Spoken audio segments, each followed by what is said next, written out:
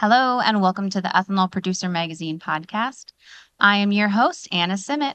We are here live at the International Fuel Ethanol Workshop and Expo.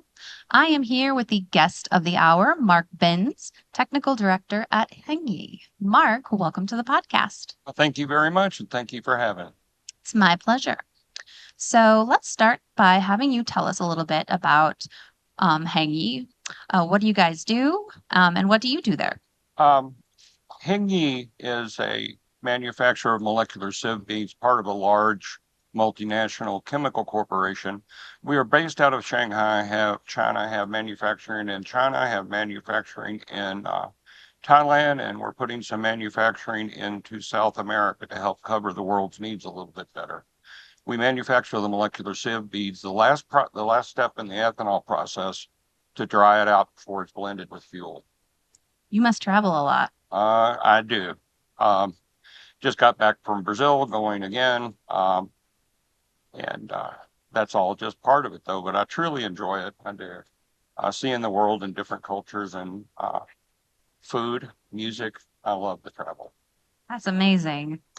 So, let's talk more about what Hengye does specifically for fuel ethanol producers. What we do for the fuel ethanol producers is we manufacture an extremely high quality molecular sieve bead for the dehydration process that was specifically designed for this process. And that's one of the things that sets us apart is we custom design products for the process that they're being adopted to.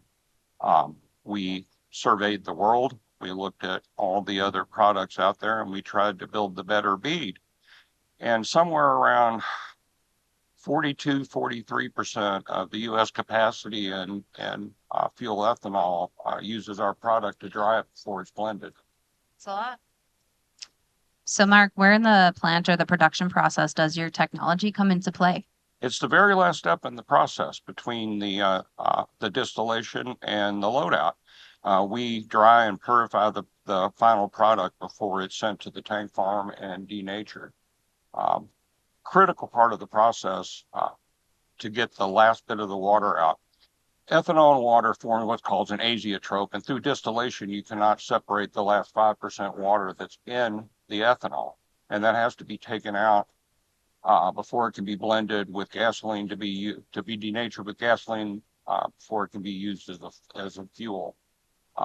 Virtually every plant in the United States uses this type of technology in that final process, and that's where we come in, making sure it's nice and clean and perfectly ready to go into the automobile. Very well explained. So, how long have you guys been participating in the US ethanol market, and where are you primarily focused right now? Right now, well, we've always been focused in the ethanol market for a variety of reasons, but I'm not really sure what you mean by focus. We focus on making the best product at the best price and delivering it to our customers. The other thing that sets us apart is our technical service. We are the only company out there that provides troubleshooting, evaluation, loading of the beds, commissioning of the vehicles, the vessels, and everything that goes along with making sure that the product run right in your plant. And if it's not running right, we'll come in and try to figure out why. So, who are you hoping to meet at this show and why? We're really everyone, but I work mostly with the engineering companies, and I try to focus directly on the ethanol producers themselves and trying to help them make sure that they've got the best material and the best process to optimize their bottom line. And we do that through troubleshooting and through optimization of the process for our customers. It's just not selling them some beads for their process and walking away. We work very, very hard to make sure that our customers are successful with our product and their processes. The process can be fine-tuned to use specific products in the market to make sure that they can get the most money out of what they're doing. Well, I'm at the end of my questions, Mark. Is there anything else that you want to mention that you haven't yet? Yes, I do. And I've been part of this fuel ethanol industry for over 20 years. This is like my 22nd FEW. Wow. And I believe in this business. And one of the reasons that I'm dedicated in this business, my father grew up in South Dakota on a hay farm. And during the 70s and 80s and 90s, I watched the whole farm economy begin to collapse. And he grew up in a small town called Gabyville, South Dakota, hay farmer.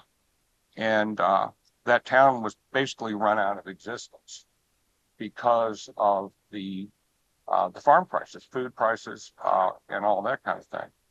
And literally, when I became involved in the fuel ethanol business, it was mostly because it revitalized the center of our country.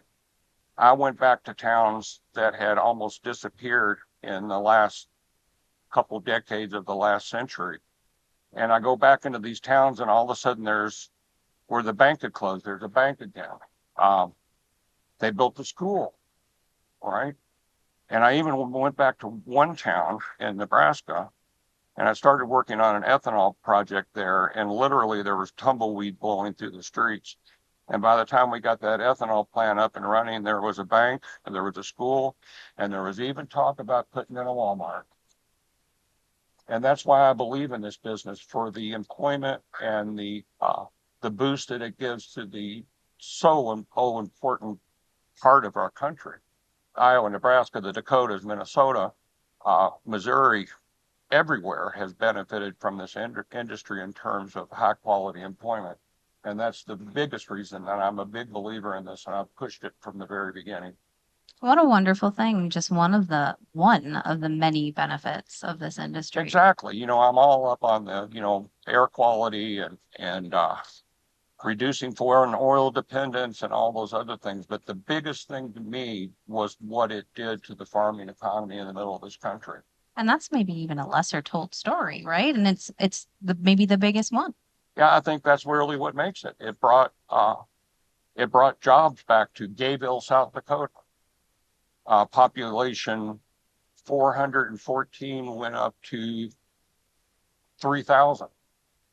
It brought people and jobs back to the middle of the country, and that's what's the most important thing to me. That's awesome. Thanks for sharing that. Well, you're welcome. I think everyone should share that. Yeah, and what booth are you at? We're at booth 750, I think, something like. We're in the 700 In that area. row. Yeah, exactly. I'm a technical director Americas, so I do a lot of these shows and travel a lot, and I have to admit sometimes I don't know what our booth number was. I don't blame you. Well, Mark, it's been an absolute pleasure. Really appreciate you and Hengye being at the show year after year. We believe in this business and we support it, really do. We want our customers to succeed because it brings jobs back to the middle of the country, and it also brings money to us. So win-win. Yes, exactly. All right. Well, thanks again, Mark. It's been a pleasure. Thank you very much, and have a wonderful day. You too. And to our viewers, thank you so much for tuning in. Hope you enjoyed this episode. Until next time. Thank you.